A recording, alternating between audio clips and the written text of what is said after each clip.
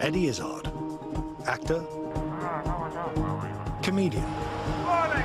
This is Stephen, going hunting!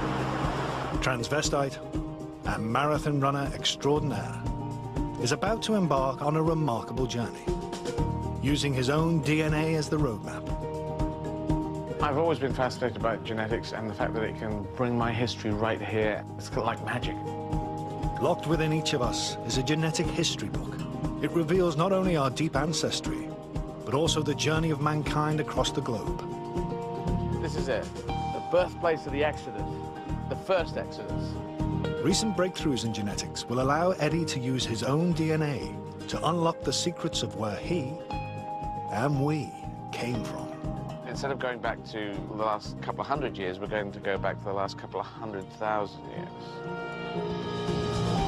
This is the epic story of humanity's journey from our shared origins in Africa 10,000 generations ago, all the way to Eddie Izzard. This is the first time in Britain that an individual has looked at their own DNA and used that to retrace their ancestral journey. My ancestors came across here.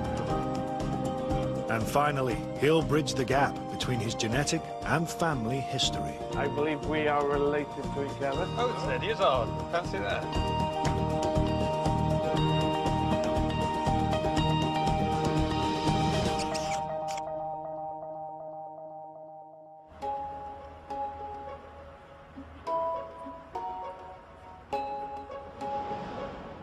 Eddie Izzard is about to become the first person in Britain to use his own DNA to retrace his ancestors' journey across thousands of miles and 200,000 years, from the very first modern human in Africa to Eddie. He's beginning by donating some saliva to science. God, I think I've done it. One spit. It seems like an unpromising start to an exploration of deep ancestry. Science in action. This is Blue Peter. But Eddie's spit contains DNA. DNA is found within our cells. It's the instruction manual that helps build and run our bodies. Scientists have also found another remarkable use for it. Locked within our DNA is a genetic route map that reveals how our ancestors migrated out of Africa and went on to populate the rest of the world. It's the tool Eddie will use to help him retrace the human journey.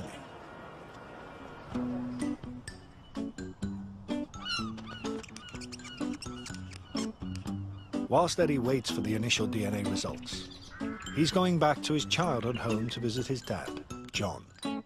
He's the inspiration for Eddie's quest.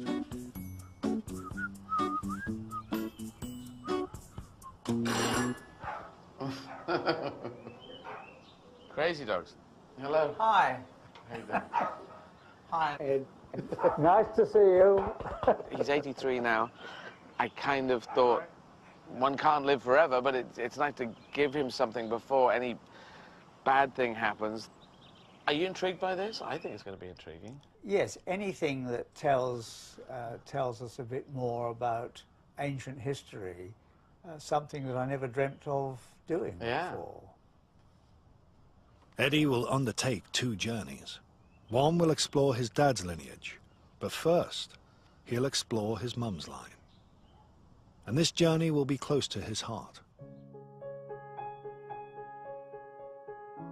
His mum died of cancer when Eddie was a young boy. It'd be interesting to find out if something comes out of mum's side, they go, oh, yes, that resonates with me, because I can't see it so clearly, because mother isn't here. My mother died when I was 6. One of the things she said to me before she died was she wouldn't have the pleasure of seeing you grow up. Yeah.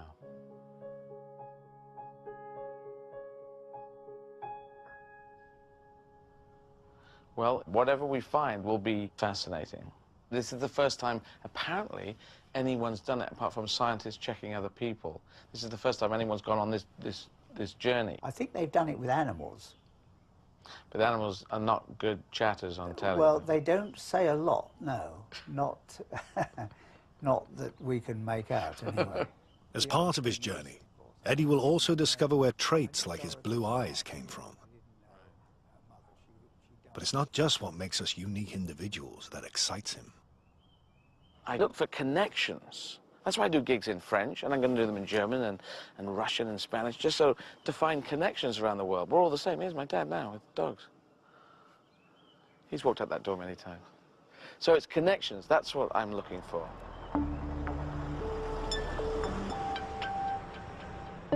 Eddie has come to the genetics lab to find out the results of his DNA test. Geneticist Dr. Jim Wilson is using the latest advances in genetic science to unlock the secrets of where Eddie's mother and father lines came from. We took your spit and we extracted your DNA from your spit using a chemical reaction. And then we focused in on two pieces of DNA. A piece of DNA called the Y chromosome, your father's father's father's father's father, all the way back through the generations. But we're also going to look at your mother line all the way back through the ages. Right. So how will Jim use Eddie's DNA to first explore his mum's deep ancestry? The answer lies in genetic changes known as markers. DNA is passed from generation to generation as an almost exact copy. But occasionally, DNA changes.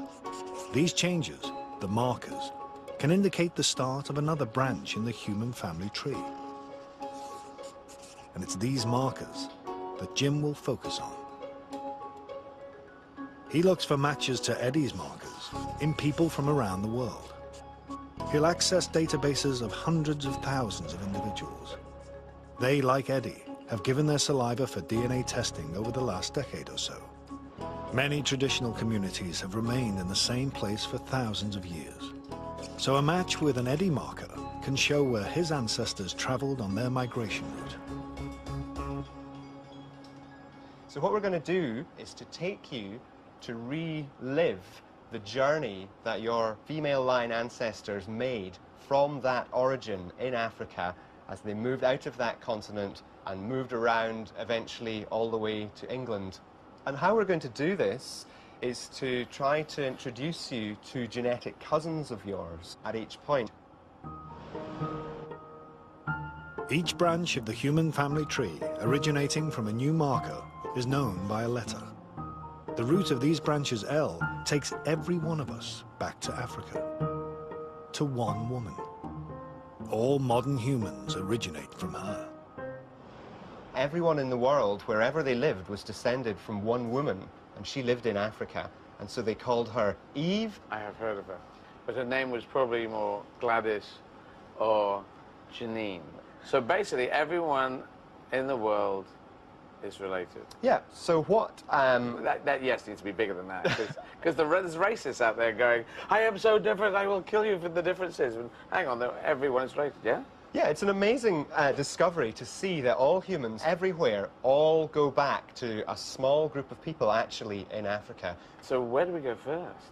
You're going to go to southern Africa, to Namibia, to the Kalahari Desert or its outskirts, to meet some of the San people. They're the first branch of the human family tree. The point at which they connect into your line is 192,000 years ago, we estimate. Oh, that's amazing. Great. Wow. This is the start of Eddie's unique experiment in genetic time travel, taking him back 10,000 generations to meet his and our most distant ancestral cousins. To get there, he has to travel more than 10,500 kilometers to the edge of the Kalahari Desert.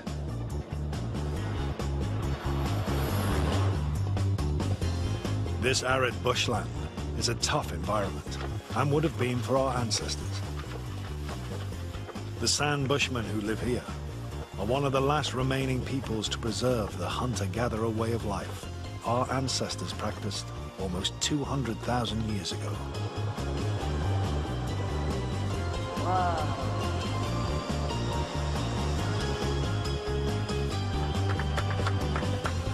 Nice landing.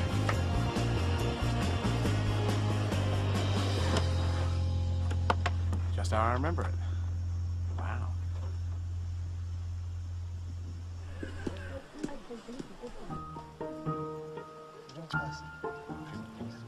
It's time for Eddie to meet his and our most distant relatives.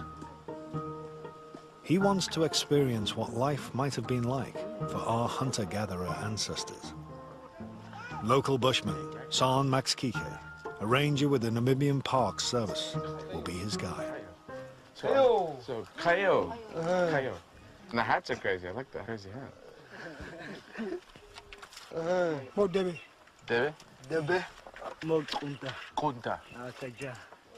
Say te. Say te. Eddie. When you get back 10,000 mums, it's such a long line of people that also put their genetics into what ended up as mum that you can't just say, that woman looks like mum. But it's still intriguing. Agnes, let's go.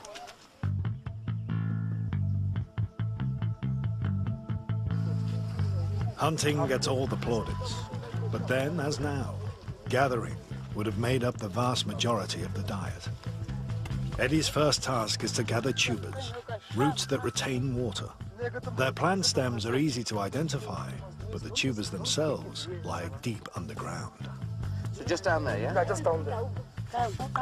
The bushmen often use the tubers to quench their thirst and even cook them like potatoes. How far down do I go?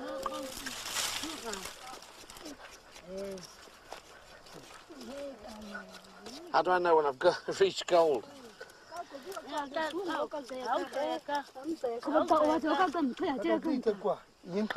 I don't know where I'm going now, so that I'm digging. Okay. Going to the supermarket seems a lot easier.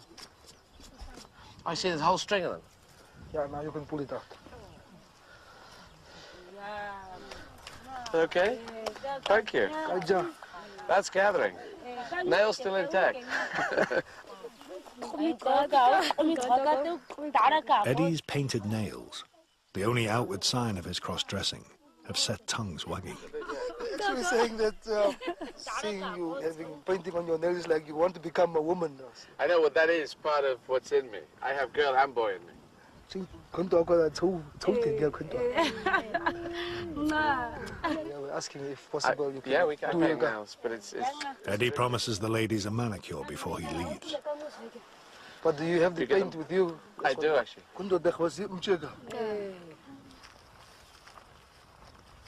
The next food source is less taxing on the nails, collecting berries from the false mopani tree.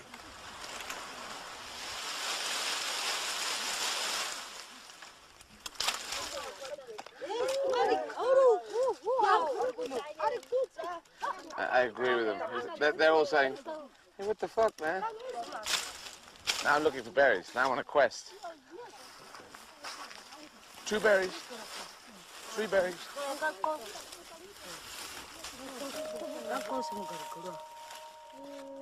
I'm beginning to feel at home with my new relatives. This doesn't feel alien at all. So 10,000 mums ago, my 10,000th mum was doing this with women like these women here.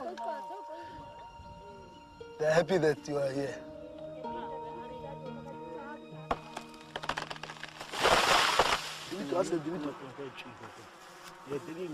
And they're not pissed off?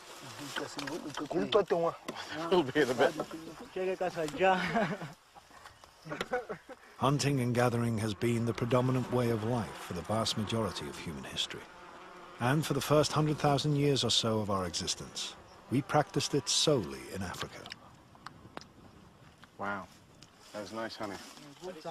This is pollen. I think I'll put pollen on my list. A bag of pollen, please. And some for the lady. James Bond. One of our greatest allies in this hostile environment was fire. It didn't just keep us warm and allow us to eat more nutritious food. It also protected us from our animal enemies. Eddie's newly found relatives teach him how the Izards made fire before the invention of the safety match. I always wanted to be able to make fire. It's one of those things on my list, making fire. I thought it would take me like a couple of weeks of training, but once they give you the right sticks and you work out what to do, it's such an amazing thing.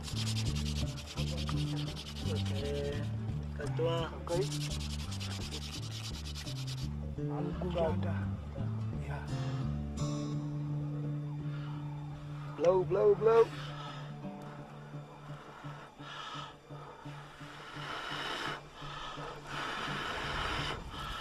Yeah. My God, my first fire. Wow. I just made my first fire. Ah. He was looking at your nails and said, it looks like a flag of a country. Oh, yeah, that is. This is my country, this is my continent. When you look at your nails, it's like that only with ladies, but not with men. I know. Crazy, but a good crazy. I got to call him with a deja. That works. See, sense of humor. A joke to a family I'm related to 192,000 years ago. So we are all related. Yeah. So they are glad that we are related and we are together now. Now that Eddie has learned how to make fire, all he has to do is keep it going.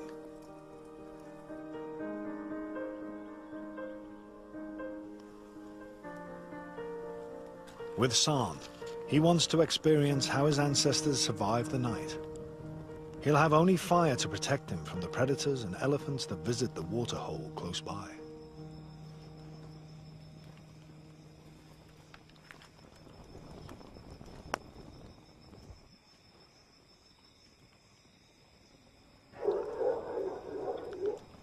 Holy cow. You heard that?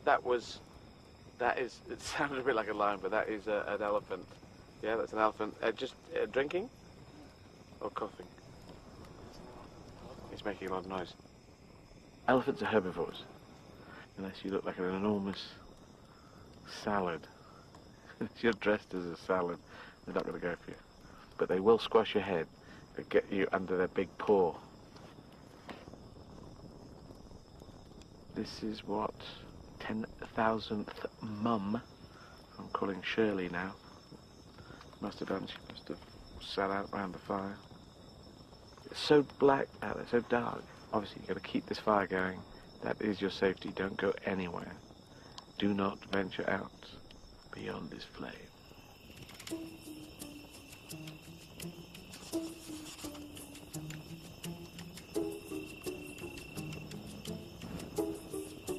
Fire looked a little worryingly low, but as long as we keep waking up and putting the things on the fire, there's just still enough wood to keep us going till sun up. Can't hear animals, can't hear elephants.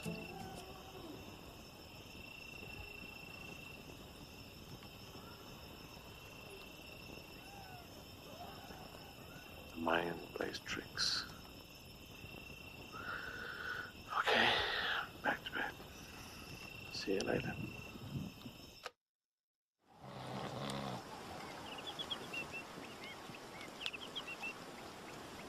The following morning, Eddie hasn't been carried off by hungry herbivores. It was quite a night. I didn't think at all about my ancestors. I was thinking about me trying to survive the night. I was a little bit anxious because I thought we might die. If some predator had come, San knew what to do, but I didn't know. What if they got some? This is an idea. Okay, they've got some. What do I do? Now, don't be pathetic and run off. You've got to do something in the hell. I kept that stick near me. I thought, poke things with sticks. I had these pathetic backup plans of how to deal with whatever. It's almost time for Eddie to begin the next leg of his genetic journey. But not before he fulfills his promise to the ladies.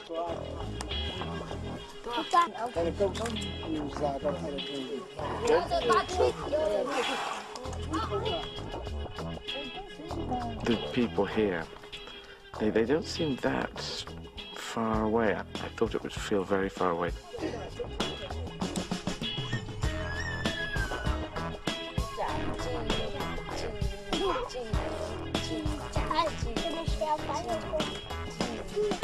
Thank you very much. Thank you. It'll be 50 15 minutes. Just. It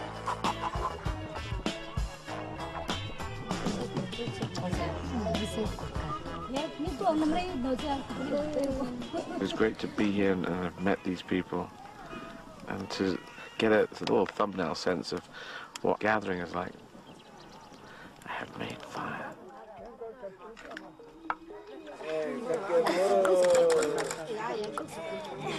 The next leg of Eddie's DNA time traveling will take him forward 140,000 years, to some time before 60,000 years ago. By then, modern humans had colonized the enormous continent of Africa in search of more hospitable places to live. This, despite an estimated total population of no more than 20,000 people. Scientists have DNA tested traditional communities, and with the results have created a map to show how humans migrated across the world.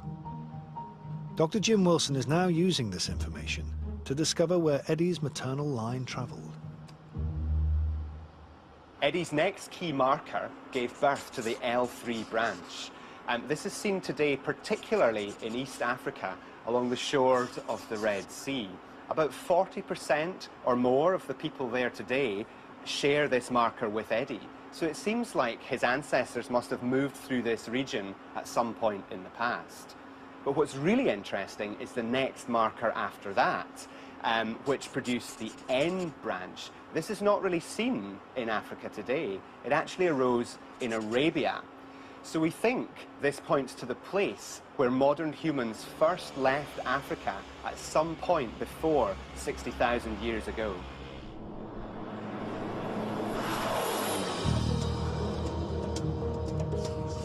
Eddie's traveling 5,000 kilometers across the continent to the small country of Djibouti.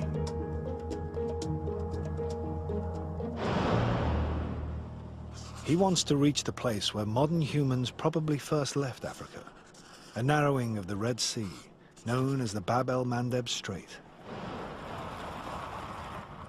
The route passes through some of Africa's harshest terrain.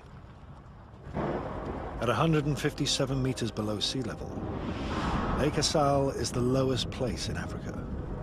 It is also saltier than the Dead Sea.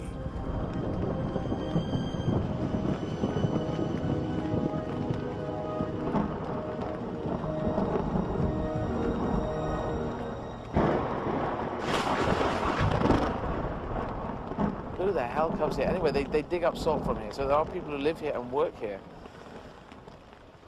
I prefer to be in Croydon. And I was feeling car sick, and then fear goes into this, and then... So anyway, I don't want to be here. If you lived here, you'd go, this is Mordor. And then after you go, Mordor, my kind of town. If you don't know Mordor, it's, of course, the Lord of the Rings place where Mr. Bad Guy lives, the guy with the one big eye. Just think, imagine way back, if you heard that, you would think that was the gods being angry, or having a bad tummy. Probably a lot of guys who said, this is how God's angry. They're angry with you, Steve. But anyway, we're probably going to get hit by lightning. Despite his fear of getting fried by the gods, Eddie's determined to press on.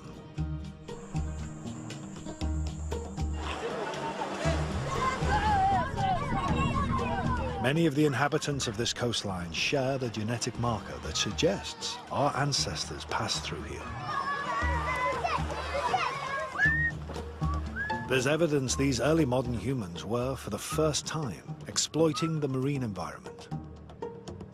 Deposits of shellfish from an archaeological site show they were harvesting the fruits of the sea.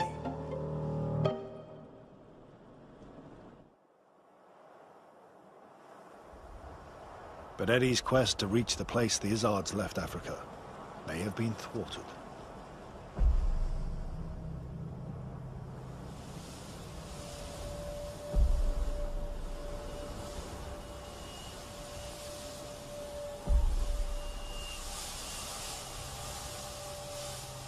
We're in a dust storm, and so if you're going at 15 kilometers an hour, you just can't see anything, so we don't know what we're going to hit, so we will stop for a while. Have sandwiches. Sing song. King gang. It's a reminder of how resilient early modern humans must have been, in order to survive. It's really tough. It's a tough land. It's a tough fight now. It would have been a tough fight then. We're not sure what the conditions were back then, but it really is tough.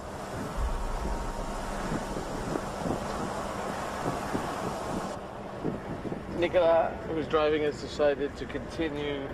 He feels happy that driving into the sand. We've got military people with us with guns, so we can shoot invisible sand monsters that come.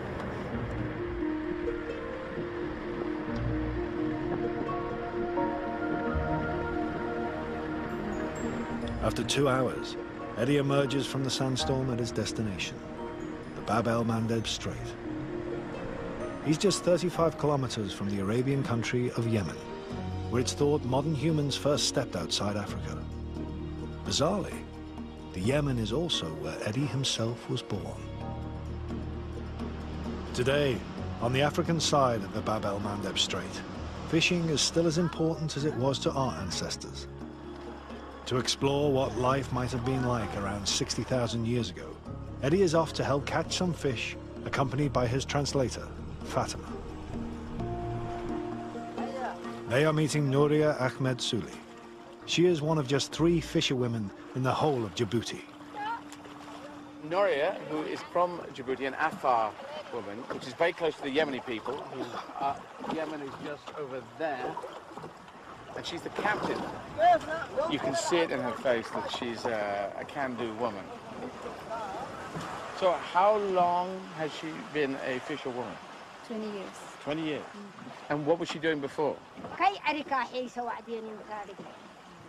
have faced so many problems. I became a fisherwoman. Oh, right.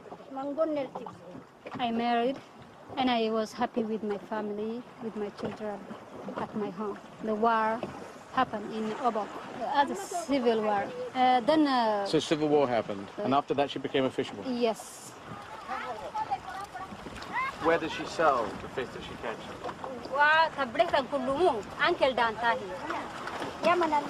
Only in Yemen? Here, they pay 250. There, they pay 1,000 francs. Okay, so 4 times as much for the fish. Yes. And when she goes to Yemen, does she go over Bab el-Mandeb? That is the route you take?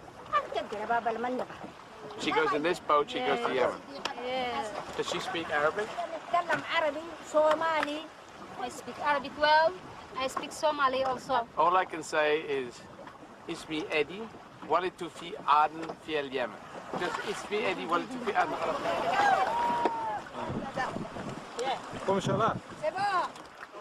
How many fish do you think here? It's more than 100. More than 100 fish.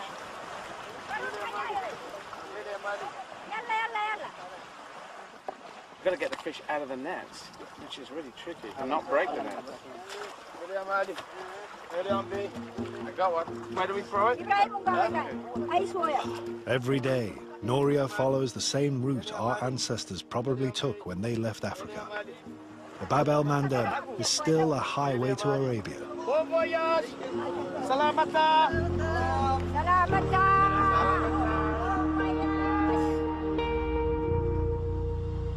No one knows for sure why modern humans left Africa, but our innate curiosity and environmental change may have been 2 important factors.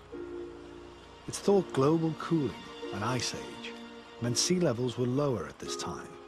Perhaps the shorter distance made the crossing more attractive.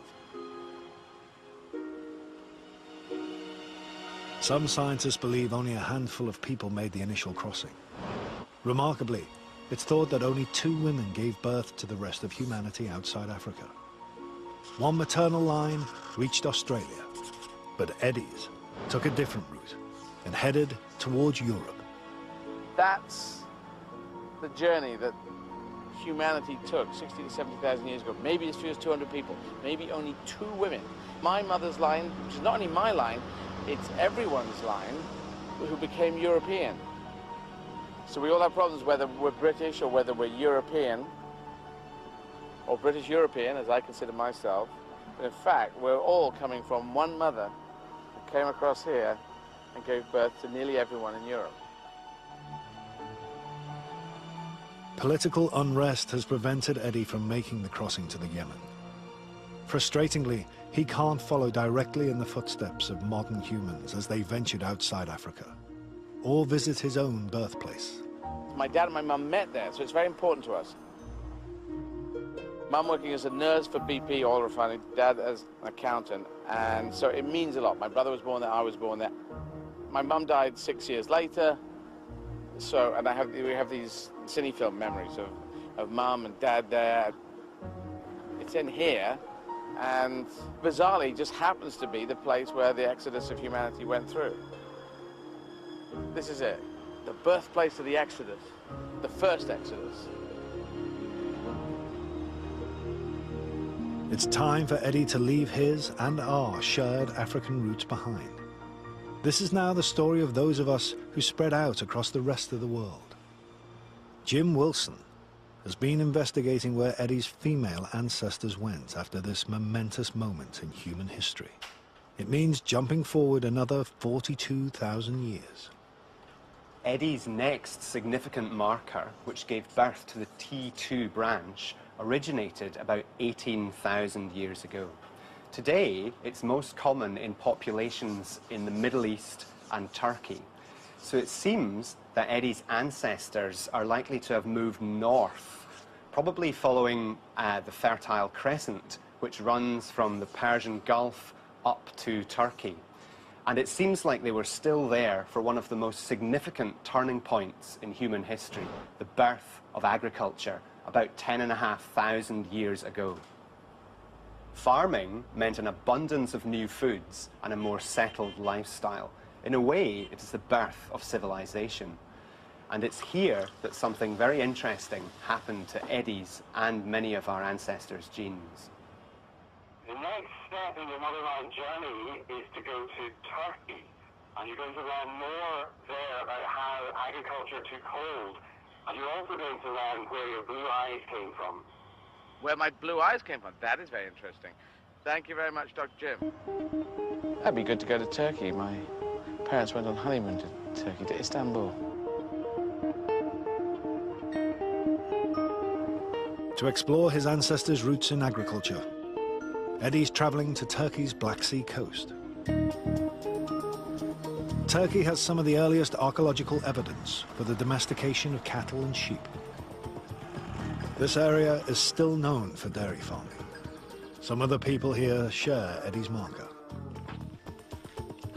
Eddie's meeting farmer Fatima Teskan and her family, who are carrying on the tradition.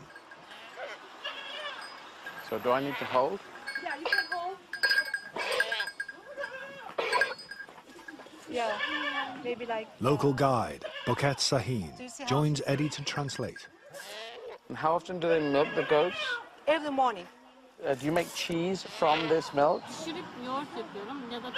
She makes her own homemade yogurt, homemade butter. Right. Or different kind of cheeses. All right, from the goat's milk. Yes. Milk is especially useful for Fatima's family. Her son had a tumor in his brain. She thinks goat milk is much healthier, especially for children with diseases. Right. The domestication of animals gave humans a valuable new food source from dairy products. But there was a hitch. Adults in many early agricultural communities were intolerant to milk. Genetics came to the rescue. What exactly is this, Fatima? Ayran. And what is it made of? Su var ve tuz var. Goat milk, yogurt, water and salt. Here you go, so I'll just have a bit of this.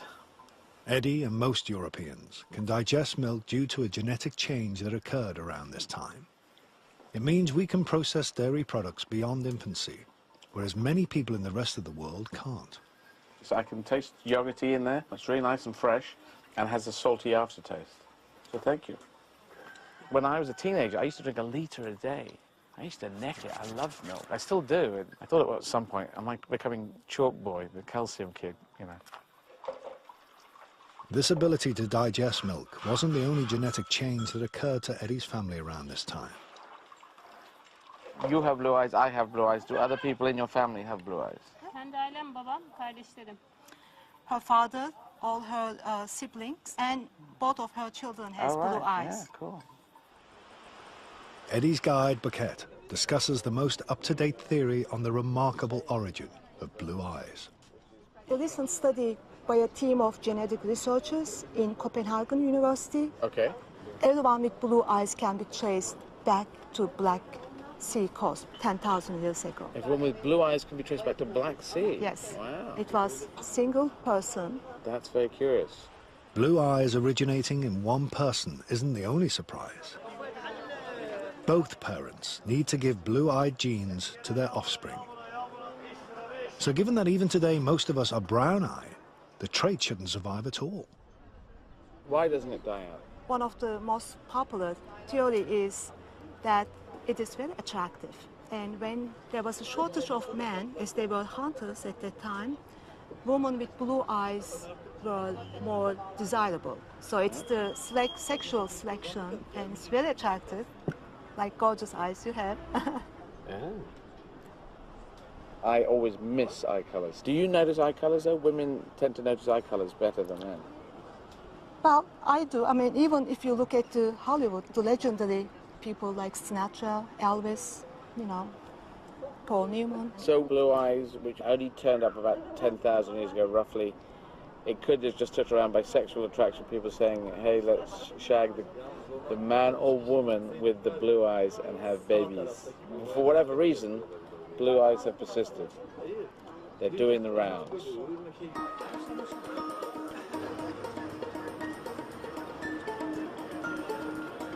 So where did the milk-drinking Izzards take their blue eyes next? Their adventure in agriculture led to Europe. The most likely place they entered the continent was the Bosphorus Straits, where Asia and Europe are separated by just a narrow stretch of water. 1.5 million people still make this crossing every day. My ancestors came across here, maybe Hawaii Five-0 style, maybe with sails. I think sails would be out back then, and it was right here.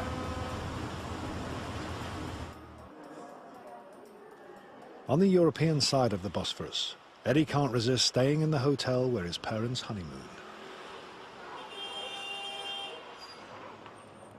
Tuba Attis is a manager at the hotel. Really happy to accommodate you here. Okay. This is the previous divan here, and your family stayed here 904. Oh, really? Yes, How do you know this? Of course, we searched the records? Yes, Oh, the wow. records, yes. This is the same room you're staying. This is in the same room? Yes. Can I take these pictures back to my dad afterwards? Or get a copy? Of course, this is for you. Wow. I'm in room 904. I don't know if you remember the room you were in, but apparently it was this one. Yeah, that's to get the view. We had a good view of the Bosphorus. I've got a bit of a view of the Bosphorus, but unfortunately the Hyatt Hotel has come along and built a bloody great big hotel in the way of the Bosphorus. Does happen, yeah. Also, Mum's actual heritage comes through Istanbul, where you were on honeymoon. Yeah, so that's kind of just another irony. All right, Dad. You're keeping well? Yeah, keeping well. We were all kind of knackered. All right, mate. Good Thanks to for the call. No problem. Talk to you soon. Bye now. Bye. Around 7,500 years ago, Eddie's mum's line probably moved into Europe as part of the agricultural revolution.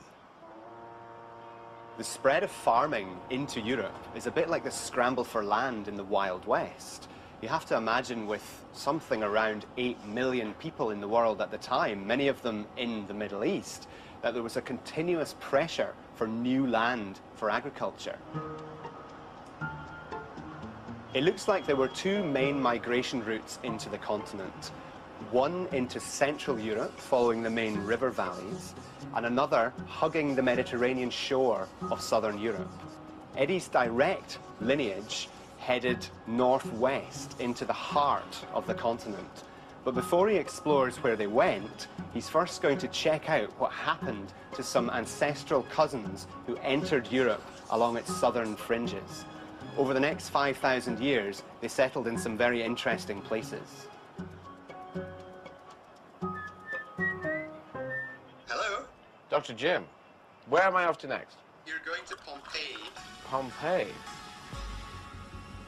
Pompeii in some way is representative of the next stage where great civilizations are developing, and of course they're all entirely based on agriculture. So we're going there at a time that's before it blew up? Just around about 79 AD, I think. Oh, around 79, oh right, okay. We're going there Tuesday before explosion. Yes, exactly. Right. Pompeii will be exciting. I've been intrigued to see Pompeii for years. I think I'm quite good at imagining what it would be like to be there as a Roman. That will be fascinating. By 79 AD, Pompeii was a flourishing Roman town in southern Italy with a population of 20,000 people. But its residents were unaware that they were sitting on an active volcano.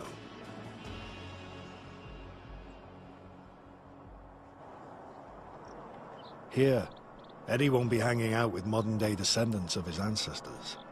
He'll be meeting genetic cousins who died nearly 2,000 years ago.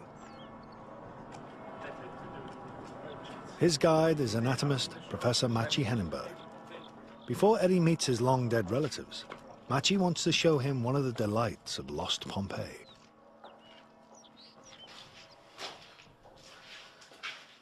So, shagging.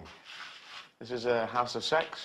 Yes, so people came here for entertainment, okay. And they had paintings showing what is happening here. This was done on stone. That's doggy stone. Yes, well, they're showing various sexual positions, which is fairly similar to what one can see on the internet today. Yes. Actually, and they're showing some curiosities, like people with double penis, for example. Oh, really? Is that a medical thing? I don't know how to do it. Yes, it is. Yeah? I'm an anatomist. I study anatomical variations. Okay. And actually, both double vagina and double penis happen. Oh. Okay. That sounds crazy.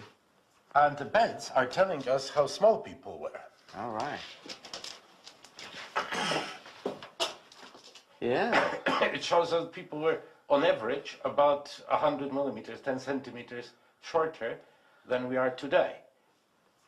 Then there is a toilet.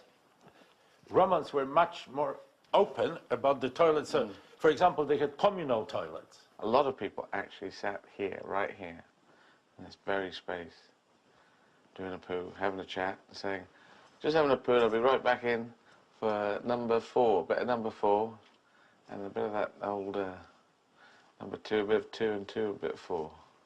And food is across the road. I'll have a poo, we'll have some sex, and then we'll go and get a McDonald's.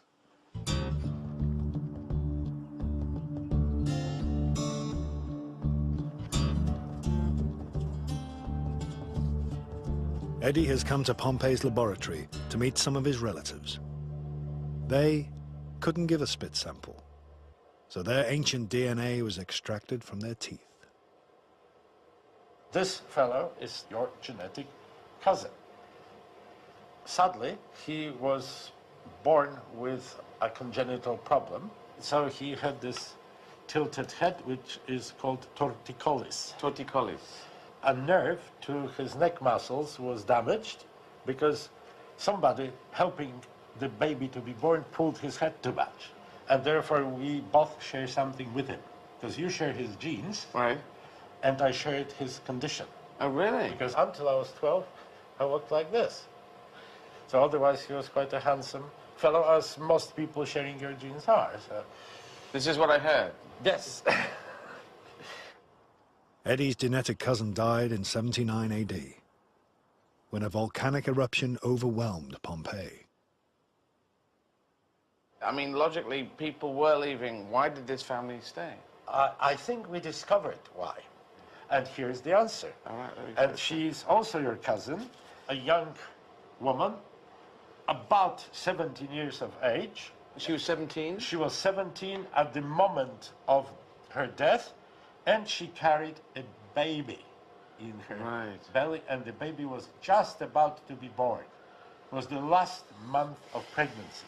So the family says, we have to stay with you. And she was huddled in a corner of the room, protecting her baby, holding a bunch of coins to her breast, wearing heavy jewelry that stained her bones, the shoulder blades, the forearm bones, and her head is stained too. So she had some kind of a headdress. Okay, this is all kind of fascinating and tragic at the same time. 13 members of the same extended family died together. Eddie wants to visit the place where it happened. This is huge. The house belonged to Caius Julius Polybius, a former slave and successful politician. They were lying here in this room, the old man on the floor, and next to him a teenage boy, and the boy was holding father's hand. They must have been already afraid. And at the feet of the teenage boy, a younger boy, a few years old. And eventually they were covered by more and more of the ash.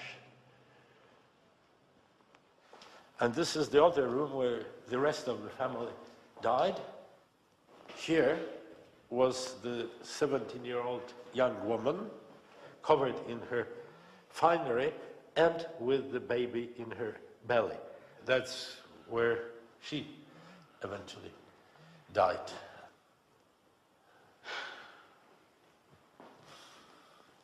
Not a great way to go.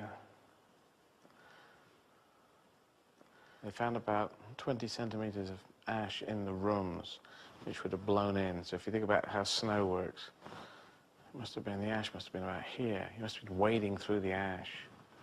So they were trying to hold on to things. A baby was going to be born, and then they died.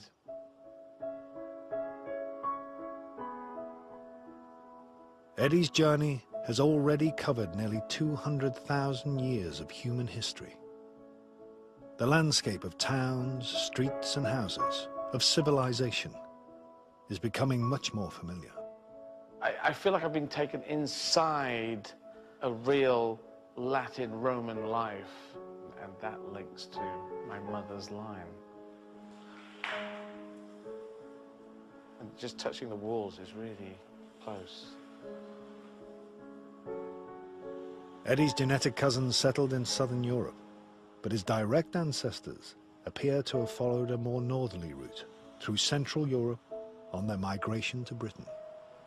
Eddie's next key marker shows that this direct maternal line had, by the time of the Pompeii eruption, moved into northern Europe. We're getting to a really exciting stage of the genetic journey. As we get closer in space and time to Eddie's family in Britain, we can be more specific about the ancestral journey. This is because the more recent markers are shared by fewer people. Of the 69 markers in Eddie's maternal line DNA, this next one is the 67th. This means that we're looking for living people who share an ancestor with Eddie less than 100 generations ago. We've found another marker that seems to originate much further north. This marker is only about 2,000 years old. And the really interesting thing is that this group seems to be focused in Scandinavia. Your mother's people were Vikings. Oh. What you're going to do now is meet people who are directly related to you in Denmark. Eddie has come to the ancient Viking capital and port of Roskilde. He is meeting Lars London and his sister Anne Persdottir. Lars recently gave a saliva sample to science. Jim then found him on the database, one of only 10 matches. Okay, well, cheers. Cheers. He and his sister share a direct maternal ancestor with Eddie from around 2,000 years ago. That's less than 70 generations. We share a mother from mother. Yes. Are there similarities between us? Yes. Should be interesting.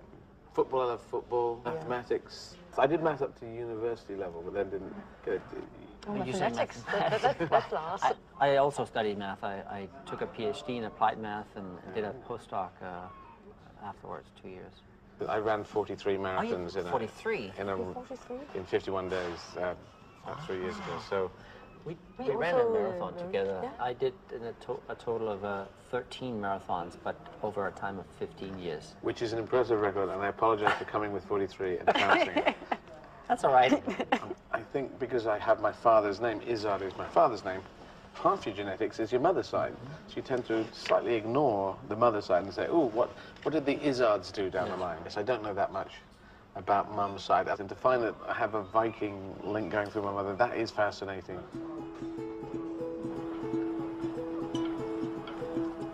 The closest Eddie can get to his mum's Viking roots is to put himself in the place of his newly found ancestors. Restrict your arms, lean forward, and you pull. As they prepared to lay waste to a swathe of Britain. Perfect. From 793 AD, the Vikings began to raid Britain. Their secret weapon was the longship. Its shallow keel meant they didn't need harbors. They could row onto the shore. Not too fast. A little bit, yeah, like that, and then more power in each stroke. Rowing is exhausting, so the Vikings used sail power when they could. What we do is we use our weight. Yep. So go forward, and then we pull backwards like that, and then you fall onto me. Okay. And then when we're down, yeah, you push it towards the hole so she can take back the slack. I understand. Okay? Okay. And pull. Oh, that was too much. We will just go. Don't I fall on you? No, not yet. Just okay. Sit down there and push it.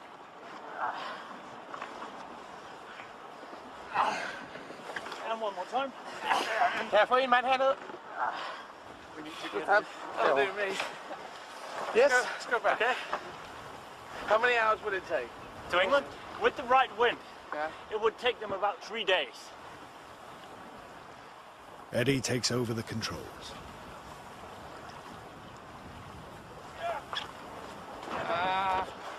You're turning the ship slowly. You have to do hand signal. You're turning the rudder a little bit too much. Careful. Too much. A little bit more gently on it. Yes, there. I want to do an extreme one so it showed up on the screen. Yeah, that's much better. Very beautiful. Coming very close to my Viking heritage. They obviously went over and did a lot of killing and pillaging, which wasn't so good, but it's fun to have a Viking link. Despite the reputation for rape and pillage, Eddie's maternal ancestry suggests Viking families came to Britain too, as part of a second wave of immigration. Maybe they got a boat right here. Maybe someone from my family got on a boat right here and went across and killed someone who was over there and said, can we steal your house? Yeah, anyway. So now I've got to go back to Britain to see where this leads. It would be so interesting to find some sort of link through the mum's side of the family coming in.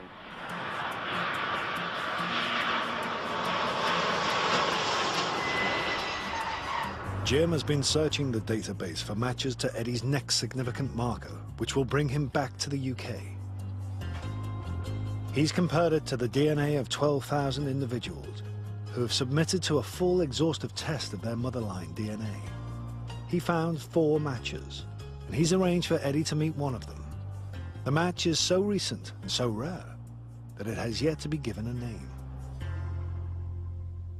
You're going to meet 2 sisters, your nearest genetic cousins on your mother's side, and they're in Northamptonshire. You share an ancestor with them at some point in the last 500 to 1,000 years. Oh. So it shows that probably your ancestor came prior to that, which would fit in rather well with the Viking Age. So you're really very close genetically.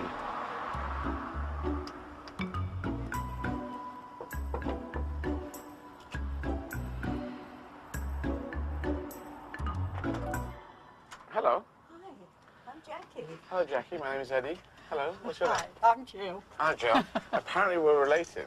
Yes. Through genetics and stuff. That's pretty interesting. Jill, can I come into your house? Yes, sure, come in. The sisters share a common maternal ancestor with Eddie, Yes. possibly as few as 20 generations ago. We are Ancestral cousins. Yeah, when you think in all these thousands of years, that it's just amazing. Yeah. The point is we're quite close as relatives. Yeah. I thought we would be Anglo-Saxons, being blonde and blue-eyed. Right. But you didn't think Viking, blonde? No, never Viking. No, I was excited when they said Viking. Yeah. But they were killers, though. They were actually terrible people, weren't they? I mean, you didn't care who they killed but everyone or must what be a bloody they killed. Viking.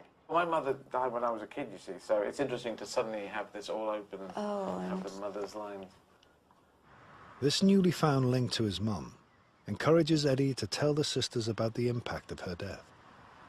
I'm this kind of emotionally cut down person, but you can keep going, you can deal with things because you're used to just being on your own.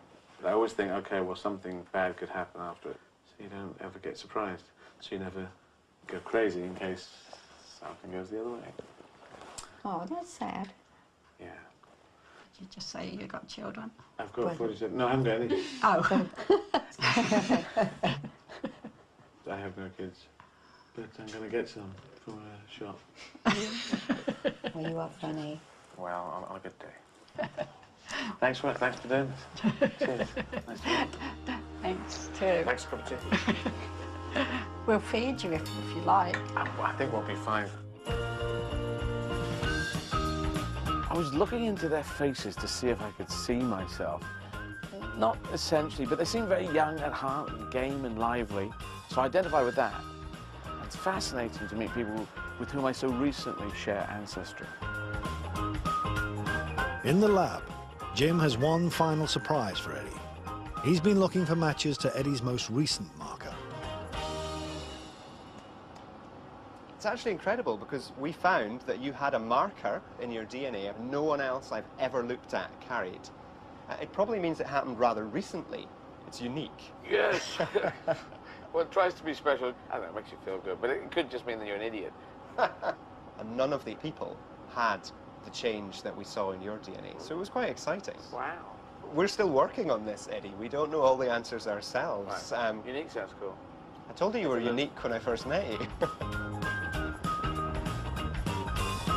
I believe that at some stage soon we will find a match to Eddie's unique motherline marker. We'll discover many more markers in his DNA and in our DNA. This is only the beginning of what the science can do. 5 years ago, this groundbreaking journey would not have been possible. We've all got these journeys, but to suddenly have it spelt out like that is amazing. I knew my mum for 6 years, and then she went, and now I know these huge chunks of stuff about mum, going all the way back to Africa, through Turkey, getting all the way up to Denmark, and her lineage probably came in 1,000 years ago. And the Vikings would have landed in the seas of Britain, weather like this, and would have scared the bejesus out of everyone. But maybe my mum was in the second wave. Maybe that we were accountant Vikings coming in and saying, how many swords you got? So, to find out now about my father's line, that would be very interesting to put those two together, because I am interested in what goes together in me of my mother and my father, and to find out where he comes from. Next time, Eddie discovers how the male Izzards battled with the Ice Age and slept with an alien species. You know, oh, sorry, mate. You can't get much more masculine than that. And good news, that's tomorrow night at 9 here on BBC One. And there's more good news from Russell Howard. That's over on BBC 3 right now.